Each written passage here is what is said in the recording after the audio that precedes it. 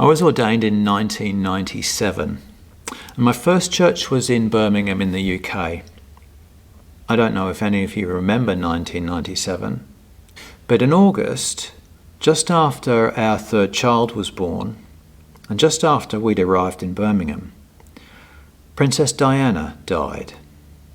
Now, I happened to go and visit one of the older members of our congregation, and I remember her telling me that we needed to open the church on the day of Diana's funeral for the general public to come and spend some time. To me, it seemed an odd thing to say because I thought, well, most people are going to watch the funeral at home on their televisions. But being a young minister, enthusiastic, keen to make a good impression, I did exactly what she asked me to. And I sat and listened to Diana's funeral on the radio in an empty church.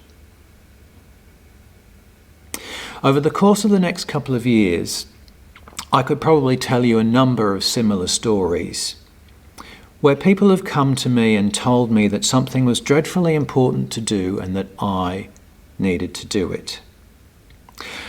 And so over the course of those first few years, I think I built up quite a resentment, and I found I was no longer enjoying the job that I loved to do.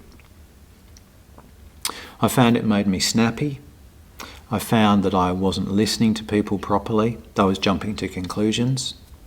And I just felt I got myself into a really unhealthy place. And so I did a reset. And essentially where I got to was this. I do what I do out of my love for this activity and this job. But where the love stops, I stop.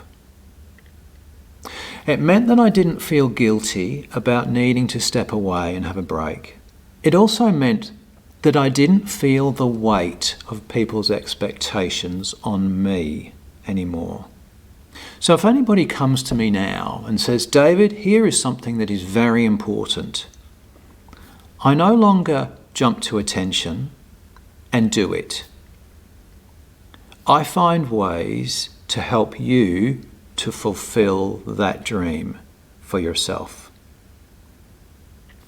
As a result, I think I work just as hard as I ever did, but I do it from the joy of doing it, and I have a much greater sense of peace. You know, a sense of duty is in some ways a terribly important thing. But if we only ever act out of a sense of duty, then we open ourselves up to bitter resentment. You know, especially in community organisations, voluntary organisations, we get involved with these groups because this is something that seems terribly important to us to do. But then we can get to this place where we look around and we see others who seemingly aren't doing anything, or they're not doing as much as we are.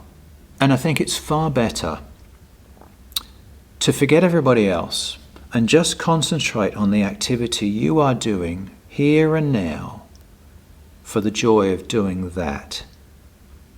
If that means that something gets left behind or forgotten, these days I say, so be it.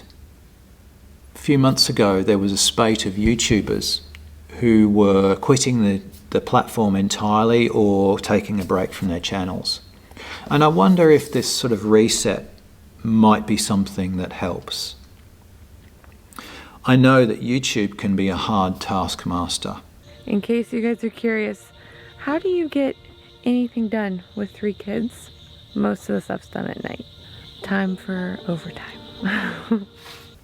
But I think it's better for us to run our channels on our own terms, even if we don't get the same amount of traffic as someone who's prepared to work a bit harder for the algorithm. Do it for the tube. No. I look at YouTube as an opportunity to establish a community. But community is not about the numbers, it's about the people. So it's tempting to look at our success on YouTube as determined by the numbers, how many subscribers we have, how many views there are on the latest video. But I think the real success is in the comments. It's in the connections and the conversations you have with people. That's what really matters. And I think it matters that we do what we do with a sense of joy and a sense of pride. It's terribly important for us to know when we need a break and to take it. The people who matter will still be here when we come back. They broke my water, and then we just uploaded a YouTube video because YouTubers don't get maternity leave. Look, I'd be interested to know what you think.